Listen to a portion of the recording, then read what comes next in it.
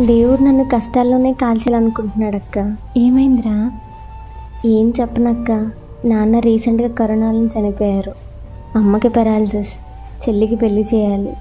నాకేమో ఇంకా జాబ్ కూడా రాలేదు. ఏం చేయాలి అసలు అర్థం కావట్లేదు. నాకు ఇంత అన్యాయం జరుగుతుంటే ఆ దేవుడిని నమ్మడం ఇంక వేస్ట్ అనిపిస్తుంది అక్క. ప్రమాదం జరిగితే ఏం చేయాలో తెలియక కంగారు పడే ట్రైన్ డ్రైవర్ని నమ్మి ధైర్యంగా ట్రైన్ ఎక్కాం. ఆపదల్లో అనుక్షణం తోడుంటానని వాగ్దానం చేసిన దేవుణ్ణి మాత్రం నమ్మలేకపోతున్నాం. దేవుడు నమ్మదగినవాడు.